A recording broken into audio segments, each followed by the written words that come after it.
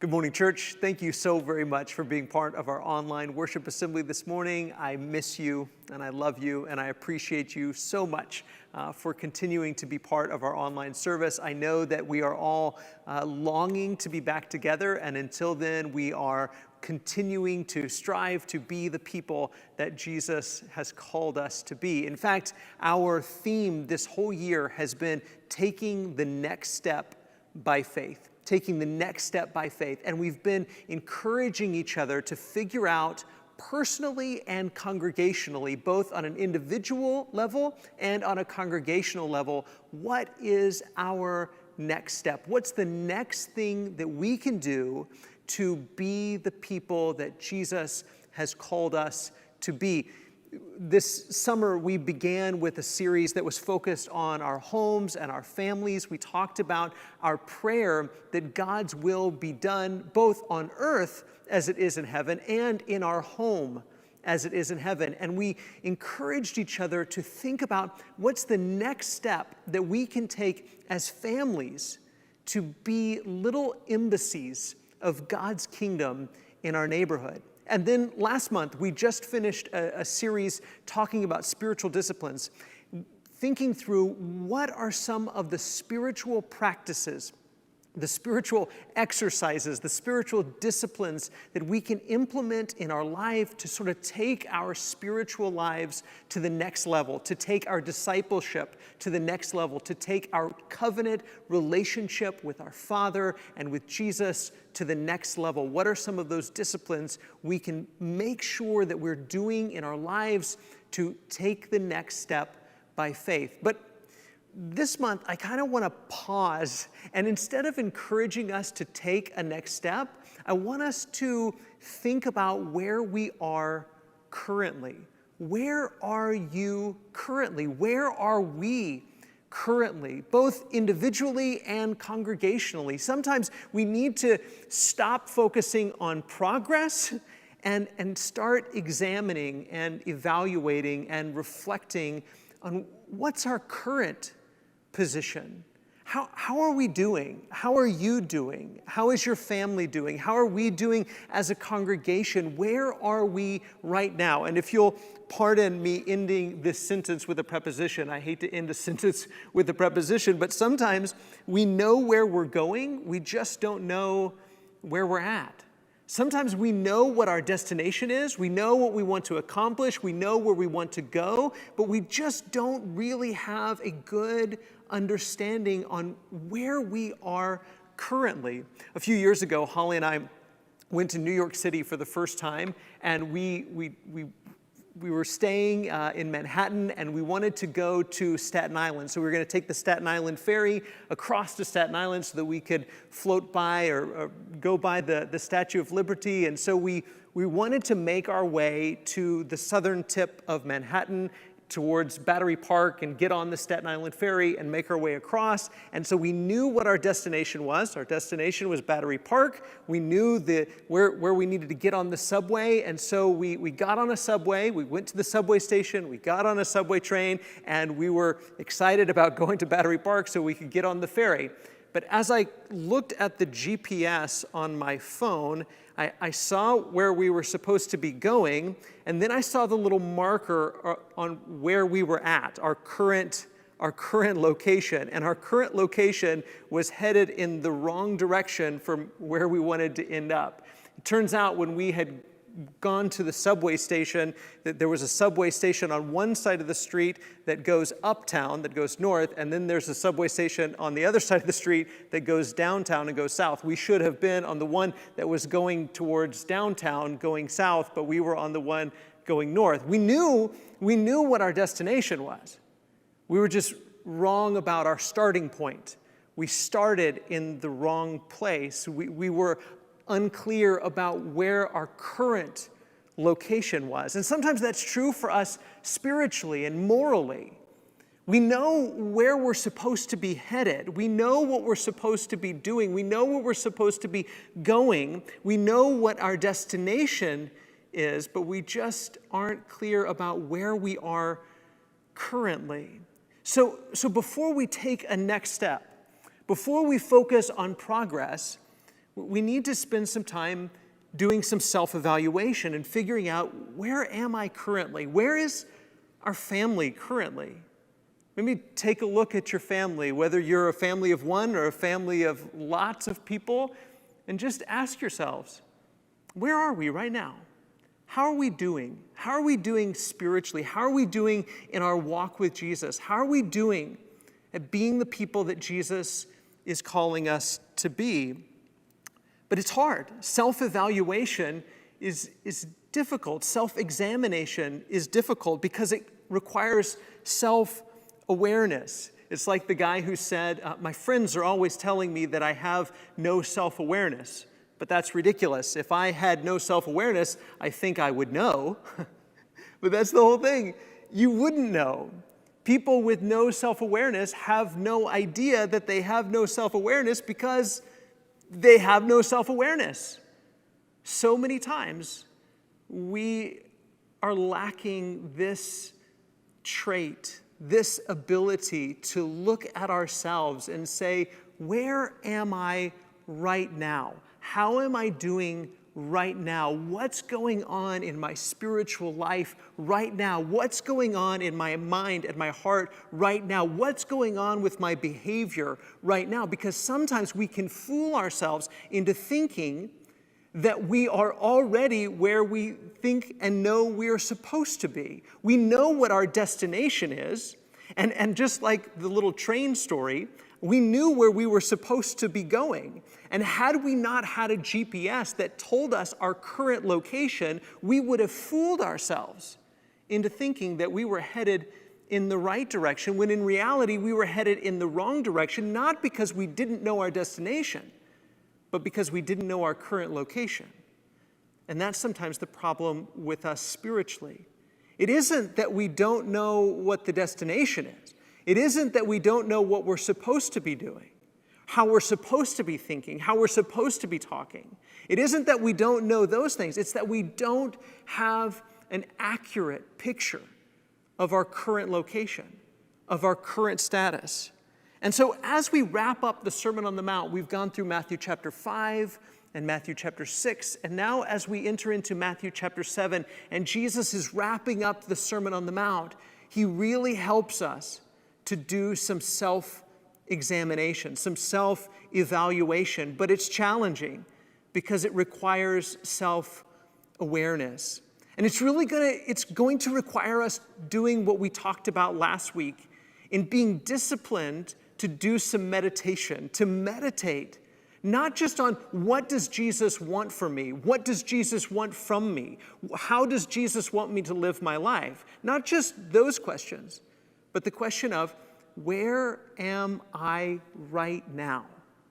Because before we can take a next step, before we can get where we're going, we need to know where we are currently. You can't get where you want to go unless you know from whence you are beginning. So let's start in Matthew chapter 7 and verse 1. Matthew chapter 7 and verse 1. Jesus says this, "Judge not, that you be not judged. For with the judgment you pronounce, you will be judged, and with the measure you use, it will be measured to you." Now, you've probably heard, especially Matthew chapter 7 and verse 1, many times, "Judge not, that you be not judged." In fact, some say that this is the most quoted verse in the Bible now. It used to be John 3:16, "For God so loved the world that he gave his only begotten Son." But now the verse that most people know, regardless of their religious background, regardless of their beliefs, regardless sometimes whether or not they claim to be followers of Jesus, they know this verse, and chances are you've heard this verse, and chances are you know this verse, "Judge not, that you be not judged." Now we have two ways that we typically apply this verse. Two ways that this verse is typically applied. One, it's applied defensively, right? You've heard this way of using the verse, right? "Judge not that you be not judged." It's used defensively to say, see, you can't judge me. Jesus said, don't judge me, right? Don't judge me. So it's used defensively to tell someone else, you aren't supposed to judge me. So I defend myself against judgment. I defend myself against criticism by telling you, you're not supposed to judge me. But But when we use this verse or apply this verse defensively, we're not applying it personally, are we? We're not applying it to ourselves. The other way that I've heard this verse applied is applied, you might say, dismissively. So some apply it defensively to say, see, you can't judge me, and other people apply it dismissively. In other words, they say, well, yeah, but Jesus didn't really mean that. Jesus didn't really mean don't judge, or really that doesn't apply all the time. And, there are times you're supposed to judge, so let's talk about the times you're supposed to judge, and let's not talk about when you're not supposed to judge. Wait, stop. Yes, there are times. There are times where we correct somebody. There are times where we make judgment. But let's not dismiss what Jesus is saying here. Let's not read this verse defensively, where I just apply it to you and tell you not to judge, and let's not read this verse dismissively and say, well, but Jesus didn't really mean that, or there are lots of times you're supposed to judge. Let's read this verse and apply it personally. And let's ask ourselves, how you doing with this? Is this verse applicable to me? Is this verse applicable to you? Judge not that you be not judged, for with the judgment you pronounce, you will be judged, and with the measure you use, it will be measured to you. Where am I on this? Currently, presently. What's my current position on being critical and judgmental and harsh? Am I a judgmental person? Am I critical? Am I harsh? Do I make unfair assumptions and judgments about people? That's really what Jesus is getting at, isn't it? With the standard that you measure, it will be measured to you. You're going to be measured by the same measurement that you put on others. Would I really, here's a question for us to answer, for us to ask ourselves, would I be okay? Would I really want God holding me to the same standards that I hold others to? When's the last time you criticized somebody? Can you remember? Maybe it wasn't very long ago. Maybe you did it on Facebook. Maybe you did it on Twitter. Maybe you did it to somebody in person. Maybe you did it behind somebody's back. When's the last time you criticized someone? When's the last time you judged somebody? When's the last time you said something harsh and judgmental about somebody? That person and that they're always doing that, and that's that kind of person and these kind of people, and I don't like these kind of people, and those kind of people, they're evil and they're just trying to do this and they're just trying to do that. When's the last time you were judgmental and harsh and critical? And then stop and ask yourself, would I want to be held to the same standard that I'm holding that person or those people to? Because that's what Jesus is saying. Jesus is admonishing the people of his day, the Pharisees, and his disciples, and telling them, don't judge by the wrong sorts of standards. Don't hold people to a standard that you yourself wouldn't want to be held to, right?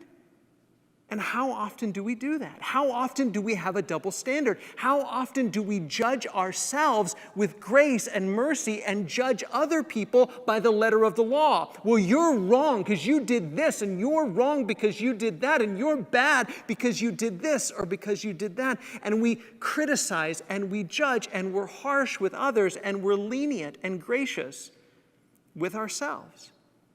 Again, our tendency is to read Jesus' words, judge not that you be not judged, and say, see, you can't judge me. Wait, you're applying that to someone else. Or to read Jesus' words, judge not that you be not judged, and read it dismissively and say, well, Jesus didn't really mean don't judge. You're not applying it to yourself either. Jesus really did mean stop being so judgmental. Stop being so harsh. Stop being so critical. Stop having double standards. Stop holding people to a standard to which you wouldn't want to be held. don't hold people to a standard to which you wouldn't want to be held. Yes, there's right and there's wrong. Yes, there's a time to tell people that they're wrong. Yes, Jesus himself offered judgment and offered criticism. But we need a reminder that it's not always the time to be judgmental, and we're not always the person to be doing the judgment. Look at verse 3. He says, "Why do you see the speck that is in your brother's eye, but do not notice the log that is in your own eye?"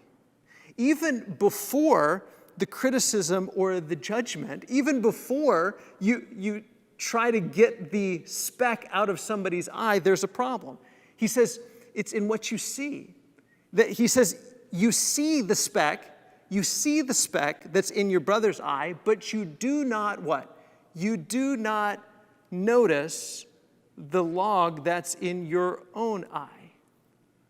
Are we aware of our own shortcomings? Are we aware of our own imperfections? I mean, Jesus' metaphor here is kind of humorous, isn't it? It's the idea of somebody has a piece of sawdust or a little splinter in their eye, and the person that has this huge log, or the word there really means like a beam, like these beams up in the ceiling of the auditorium here, a big beam just sticking out of his eye, and this person with this huge beam sticking out of his eye is going about trying to pick the speck out of somebody else's eye. And it's not just the matter of the fact that he's trying to pick a speck out of somebody else's eye, because there's a time to do that. There's a time where you need to say, hey, you got something in your eye, and you need help with it. The problem is that the person with the beam, with the log sticking out of his eye, doesn't even notice the log that's sticking out of his eye. Do we know? Are we aware of our own shortcomings? Sometimes we see our shortcomings and we say, yeah, I know that about myself. I know that I have a short temper, or I know that I do this, or I know that I do this. Sometimes we see our shortcomings and we just don't care. And we say, well, that's just how I am. That's just my personality. And we just don't seem to care about the fact that we have these shortcomings. And other times we know our shortcomings and we are aware of our shortcomings. We just don't know how to fix it. We just don't know how to change it. And we say, yeah, I hate the fact that I'm doing this, or I struggle with this, or I have this problem. But the real problem here isn't just the shortcomings that we notice, it's the shortcomings that we don't notice. The shortcomings that we don't notice, the blind spots that we have. And he's encouraging his disciples, before you go trying to help somebody with a speck in their eye, you need to pay attention to the fact that sometimes you have a log in your eye that you haven't even noticed. You're completely oblivious to the fact that you have this huge, glaring problem going on in your life. It isn't the shortcomings that I'm aware of that concern me. It's the shortcomings about which I'm unaware that give me pause. What am I not noticing about myself? What do I not see? Where am I wrong, or where am I falling short, and I haven't even realized it yet? Are there things in my life that need to be fixed, and I'm completely oblivious to those things? Look at verse 4. He says, or how can you say to your brother, let me take the speck out of your eye when there is a log in your eye? When there is the log in your eye, you hypocrite, first take the log out of your own eye, and then you will see clearly to take the speck out of your brother's eye. So, if this log in our eye is this shortcoming or this failing or this sin, not just that I have in my life, but one that's in my eye. It's in my eye, so it's creating a blind spot so that I don't see the situation clearly. And I don't see my brother clearly. And I don't see the issues clearly. And I don't even see myself clearly. And I'm unaware even of the log's existence. How do I know then?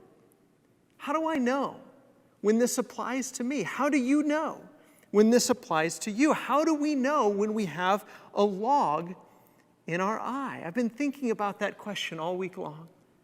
How can we know that we have a problem about which we're unaware? How can we know we have a problem about which we are oblivious, that we don't know is there? I think the answer is that you have to assume that you do. You always have to assume that there might be something obscuring your perspective. You always have to assume that there's the possibility that you have something in your eye that's obscuring your judgment, that's obscuring your judgment about the situation, that's obscuring your judgment about your neighbor, that's obscuring your judgment about yourself. You always have to assume that there very well might be something wrong in you. The only way to really avoid being the guy with the log in your eye is to assume that you are the guy with the log in your eye. The only way to avoid having a log in your eye is to always assume, I probably have a log in my eye. The Pharisees entered every discussion with the attitude of, you're wrong and I'm right, right? If there was a difference of opinion, if there was a difference of judgment, the Pharisees entered into that conversation with the attitude of, you're wrong and I'm right. That's how almost every human being enters into a disagreement. You're wrong and I'm right. If I thought that you were right and I was wrong, I would change and I would be like you, but I'm not. I'm like me. And so I think that I'm right and you're wrong. But Jesus encourages his disciples to go about the business of self-evaluation, go about the business of self-examination, to have self-awareness, to enter into a conversation where we're not just entering into it saying, you're wrong and I'm right, but we enter into the conversation saying, I might very well be wrong. I might very well not be seeing the situation clearly. I might very well have a log in my eye. What if we entered into conversations where we asked each other for help? There might be a time where I need to help you with a speck that's in your eye. But if I go into the conversation in a judgmental, harsh, and critical way, where I'm saying you're wrong and I'm right, I very well might be the guy with a log in my eye. So wouldn't it be better if we entered into the conversation saying, you know what, I may not be seeing this clearly. I may not understand this the way I think that I do. I may have something that's obscuring my vision. I may have something that's obscuring my judgment. I may have something that's making it difficult for me to see you the way that I should, for me to see the situation the way that I should, for me to see myself the way that I should. I may have something wrong in me. But if we go into every disagreement, if we go into every conversation where we only see what's wrong in the other person and not what's wrong in ourselves, then we will be guilty of what Jesus is telling us not to do. And again, it's really easy to apply these words to someone else, right? You say, yeah, I know some judgmental people like that. I know some critical people like that. I know some harsh people like that. I know some people that are always going around wagging their finger at other people. Jesus isn't talking about them. He's talking to you and to me. And he's encouraging us, judge not that you be not judged. Be careful. Be careful when you're quick to point out where someone else is wrong, when you're quick to point out when someone else is mistaken, when you're quick to point out that someone has something in their eye, you very well might have something bigger in your own eye.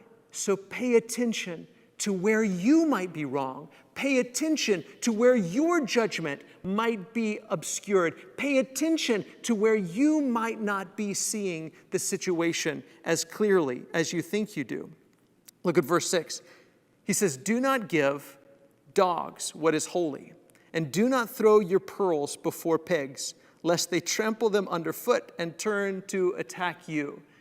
Now that takes some pondering, doesn't it? Because it almost sounds like, wait a second, I thought we were talking about don't judge. I thought we were talking about being critical. I thought we were talking about the fact that when I'm going to help somebody with a speck in their eye, sometimes I have a log in my eye. Why all of a sudden does he start talking about dogs and pigs, I think he hasn't changed subjects. I think he's still talking about the exact same thing. I think sometimes the judgment that we want to give to someone might really help them with a speck in their eye. Sometimes the judgment that we want to give to someone might really be something holy. If someone tells you what you're doing is wrong, what you're doing is breaking your covenant with God, what you're doing is separating yourself from God, they're giving you a gift. They're giving you something holy. When we call people to repentance, we're giving them something holy. When you give someone, or when somebody gives you a criticism, a rebuke, an admonishment that is true and right, it is a pearl of wisdom. But if you give what is holy to dogs, they don't receive it as something holy. They don't appreciate it as something holy. When you give a pearl to a pig, he doesn't appreciate it as a pearl. He doesn't know what to do with it. In fact, he might turn and attack you. So sometimes you might very well have a true nugget of gold to share with someone. You might really be helping them with a speck that's in their eye. You might really have something holy to share with someone. You might really have a pearl of wisdom to share with someone. But they're not of the right character or of the right mindset, or it might not be the right time to share it with them. In fact, they might turn and attack you. Just because your judgment or the judgment that you want to give to someone is true and right, it might not be the right time. They might not be the right person. You might not be the right person to give that to them. So let's think about this statement for a little bit. Analyze before you criticize. Analyze before you criticize. There is a time and a place to criticize and correct others, right? There is an appropriate time to correct other people, to offer admonishment, to offer rebuke, to offer criticism, to say you shouldn't do things that way. There's a right time to do that, but it's not always the right time. It's not always the right place. You're not always the right person, and they're not always in the right mindset to receive it. And so before we criticize, before we offer judgment, before we offer admonishment and rebuke, there are at least 3 questions, according to what Jesus has just told us, that we need to ask ourselves before we criticize, before we judge, before we rebuke, before we admonish. And if we're so quick to admonish, if we're so quick to judge, if we're so quick to criticize that we don't stop and do some analyzing first, we will be guilty of what Jesus tells us not to do. So he says this, or we should ask this. We should analyze our judgment. Analyze your judgment. Would I want to be held to the same standard? Isn't that what Jesus says? Judge not that you be not judged, for with the same measure that you measure to others, it will be measured to you. Would I want to be held to the same standard? And we say, well, I'm holding them to the standard of right and wrong. Wait a second. We all think that, don't we? That's exactly what the Pharisees thought. They thought, well, I'm holding people to the standard of the law. I'm holding people to the standard of our customs. I'm holding people to the same standard that we've always held people to. But that's not typically how we measure, is it? We tend to measure ourselves graciously. We tend to take into consideration our own motives. And we say, yeah, I mess up sometimes, but I always intend to do well. I have good intentions, and I wanted to do well. And we measure ourselves incredibly graciously, don't we? But when other people do something wrong, it's just because they're a horrible person. Just because they're bad. It's just because they're mean. It's just because they're evil. It's just because they do mean stuff. I don't understand them. They're just horrible people. Would you want to be measured by the same standard that you're measuring others. So before we offer criticism, before we offer judgment, before we tell people how wrong they are or how they need to change, we need to analyze our judgment and say, am I holding them to the right sort of standard? Is this the kind of standard to which I would want to be held? And that's not to say that there's never an appropriate time to correct someone, but it's not always the right time to correct somebody. And sometimes the criticism or the correction or the judgment that we want to offer to people is not fair. And that's exactly what the people of Jesus' day were guilty of. And that's the same thing of which you and I so many times are guilty. That we're holding people to unfair standards. We're having double standards with others. So we need to analyze our judgment. We also need to analyze ourselves. Analyze yourself. Ask yourself, do I really have clarity about myself and about the situation? Or do I have a log in my eye? Do I really have clarity about myself and about this situation? It seems to me that this person needs correction. It seems to me that this person is wrong. It seems to me that this person needs to be set straight. Ask yourself, are you really the person to be doing that? And is this the right time for you to be doing that? Do you really have clarity about what's going on? Do you really have clarity about yourself? Because so often, if we're honest, we have a log sticking out of our eye and we can't see the situation or ourselves or our log clearly because there's a log in our eye. And our vision is obscured and we're not seeing things clearly. So instead of asking or instead of going in and attacking, maybe we ought to be asking, how can we help each other?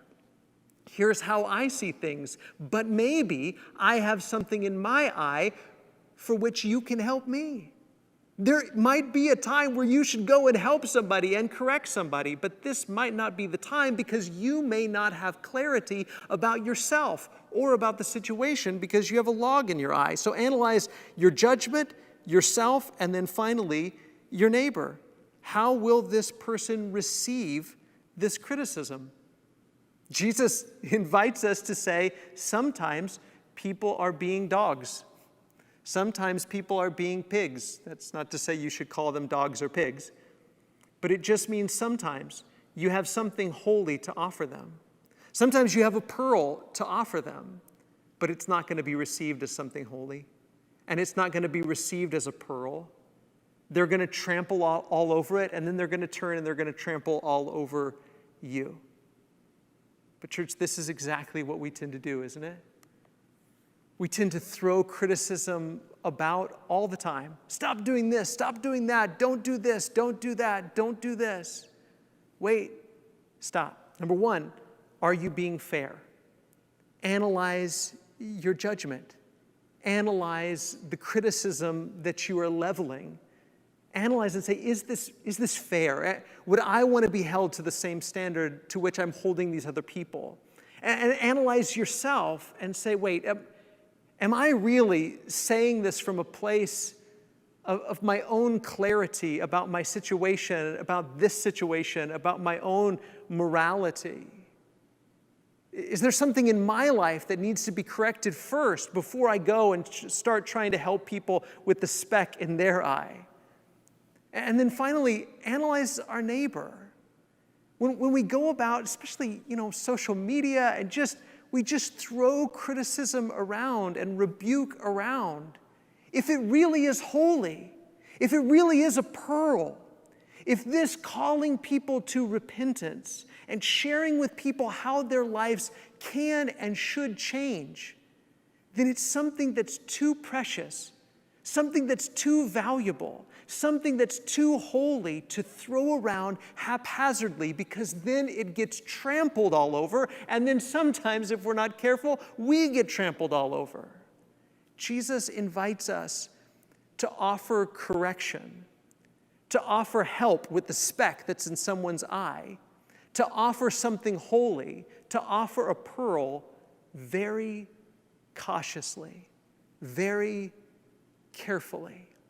So we have to analyze before we criticize.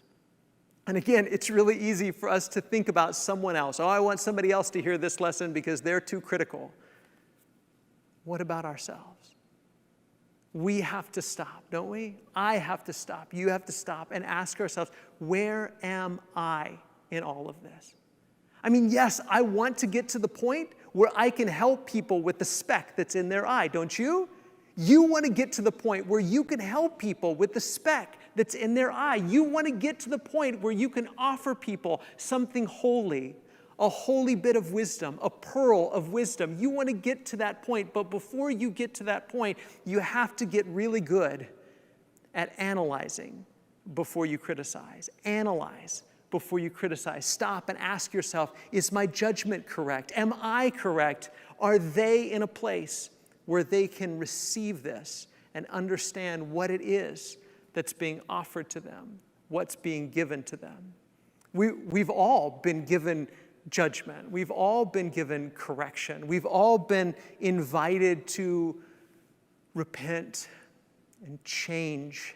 That's what Jesus has offered to all of us. That's what the gospel is. It is something holy. It is a pearl. It calls us to make a change in our lives. That's what we responded to. If you've been baptized into Jesus, you responded because you were given something holy. You were given a pearl. You were told, if you keep going in the direction you're going to suffer the consequences. But Jesus wants to forgive you and reshape you and help you to have a brand new life. But part of that brand new life that we are receiving is that we are becoming less critical, that we are becoming less harsh, that we are becoming less judgmental, that we're not the kind of people that go around wagging our finger at everyone else because we realize that sometimes we still have a log in our own eye. So yes, we've been called to repentance, and yes, the world is being called to repentance, but sometimes the repentance that still needs to happen right here. It needs to happen right in your own heart, in your own life. And one of those ways that sometimes it needs to happen is that we need to become less judgmental and get the log out of our own eye. So let's spend today, maybe as individuals, maybe within a group of friends, maybe within your family, let's spend some time doing some self-evaluation, analyzing yourself, analyzing your judgments, analyzing how and when and by what standard you offer criticism to others, and maybe how some of those things need to see some change. Church, we've all made mistakes in this area and in every area. And that's why this community is so important, because we love each other and we're helping each other to do some introspection and to look at our own lives, but then we're being gracious with each other and forgiving each other. And then once we've seen where we are, to take the next step by faith. And church, if we can help you in any way, shape, or form, we are here with you and we are here for you. We're going to sing one more song and be closed with a prayer. Thank you for being with us this morning.